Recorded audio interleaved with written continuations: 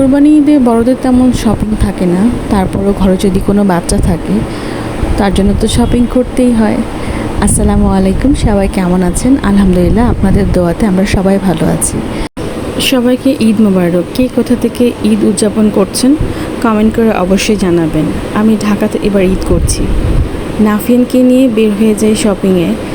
নাফিয়ান যখন বাসা থেকে বের হয়, কোন রাস্তার পর কোন রাস্তা যেতে হবে সে তার বাসা থেকে বের হওয়ার এতটুকু রোড সে ভালো মতো চেনে। বাসা থেকে বের হওয়ার পরই ওই রোডে অনেকগুলো ছাগল দেখে সে দাঁড়িয়ে যায়, আমাকে আঙ্গুল দিয়ে দেখায়। তারপর তার বাবা এসে তাকে কোলে করে নিয়ে হাঁটা শুরু করে। একটা মজার বিষয় হলো, যেখানে সবজি দোকান বসতো সেখানে সবজি দোকান নেই। সব জায়গায় কাঁঠাল গাছের পাতা, কাঁচা ঘাস, মাংস কাটার জন্য গুঁড়ি, ভুসি, চাটাই এবং হাটও বসেছে আমাদের এখানে, ছাগলের হাট। নাফিয়ানের বাবা সেটা আমাকে দেখাচ্ছিল। আমার কাছে খুব মজা লাগছিল, কেন জানি না। আমি ঘুরে ঘুরে ভিডিও করছিলাম। ছোটোবেলায় আসলে অনেক মজা করতাম। এলাকাতে কয়টা গরু আসলো, কয়টা ছাগল আসতো, এটা গুনে গুনে রাখতাম। সব চিৎকার চেঁচামেচি করে, হই হুল্লোড় করে এলাকা মাতিয়ে রাখতাম। ঢাকায় এই সুযোগ কই। নাফিয়ানের পাঞ্জাবি এবং জামা কাপড় আমরা আগেই কিনে ফেলেছিলাম এবং নাফিয়ান কিছু গিফটও পেয়েছে নাফিয়ানের রিলেটিভদের কাছ থেকে। আমরা জুতোটা কিনতে এসেছি, ওর বাবা দুটো জুতো পছন্দ করে ওকে দুই পায়ে পরিয়ে দিয়েছে। ও ডান পায়েরটা ইশারা দিয়ে দেখাচ্ছে। আমি এখন থেকে চেষ্টা করি নাফিয়ানের ওপিনিয়ন নেওয়ার জন্য, ওকে কথা বুঝিয়ে বলার জন্য, কারণ ও কথা বুঝতে পারে, সেই মোতাবেক রেসপন্স করে। নিজের সিদ্ধান্ত এখন থেকে ওকে নিতে শিখাচ্ছি। আলহামদুলিল্লাহ, ওর জন্য সবাই দোয়া করবেন। তার ডান পায়ের জুতোটা যেহেতু তার পছন্দ হয়েছে, সেটা ইশারা দিয়ে দেখানোর পরে আমরা এটাই নিয়ে নিই। তারপর সে জুতোটা পরার পর তার বাবাকে আরেকটা জুতো দেখাচ্ছেন, তাও তার থেকে বড় সাইজের। জুতো শপিং করার পর সেখান থেকে আমরা বের হয়ে যাই।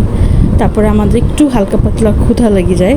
আমরা চিকেন বল খেয়ে একটু ফ্রেশ আপ হয়ে আবার শপিং করতে শুরু করি। নাফিয়ানের আব্বুর শার্ট পারচেজ করে, পাশাপাশি আরও কিছু অন্যান্য আনুষঙ্গিক জিনিসও নাফিয়ানের বাবার থাকে, সেগুলো সে শপিং করে নেয়। অ্যাকচুয়ালি ঈদ মানেই হলো একটা দিনের বিষয়, বাট তারপরও কত আয়োজন, সেটা রোজার ঈদ হোক বা কোরবানি ঈদ হোক, সবগুলো ঈদই আমাদের কাছে আনন্দ বয়ে নিয়ে আসে। আমি ধন্যবাদ জানাই সে সকল বিধর্মী ভাই ও বোনদের যারা কোরবানি ঈদে আমাদের ধর্ম পালনের ক্ষেত্রে আমরা যে স্যাক্রিফাইসটা আল্লাহর জন্য করে থাকি, সেটা অনেক সময় তাদের ধর্ম আঘাত আনে। এটা তাদের ধর্ম, তারা কষ্ট পায়, কিন্তু তারপরও আমাদের সাথে তাল মিলিয়ে তারা এই সিটিতেই থাকে, বিভিন্ন জায়গাতে তারা অবস্থান করে, আমাদের ধর্মকে তারা রেসপেক্ট করে। তাদেরকে আমি অসংখ্য ধন্যবাদ জানাই। সাম্প্রদায়িক বাংলাদেশ আমাদের। ধন্যবাদ জানাই সবাইকে মিলেমিশে থাকবার জন্য।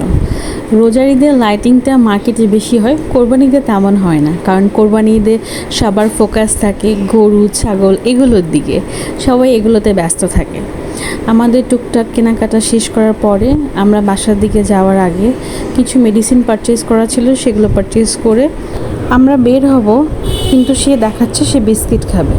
অবশেষে তার বাবা তাকে বিস্কিট কিনে দিল। সে একটা বিস্কুট চেটে চেটে নরম করে তারপর এক পিস খেলো। আমরা বাসায় চলে আসলাম। বাসায় চলে আসার পরে দেখি যে আমাদের গ্যারেজে দুটো গরুকে বেঁধে রাখা হয়েছে। এটা আমাদের এই বিল্ডিংয়ে কোরবানি দিবে। তার বাবাকে দেখে সে দেখাচ্ছে, বাবা গরু গরু ইশারাতে দেখাচ্ছে। সবার ঈদ ভালো কাটুক, শান্তিময়ভাবে কাটুক, এই প্রার্থনাই করি। সবাই ভালো থাকবেন। আসসালামু আলাইকুম।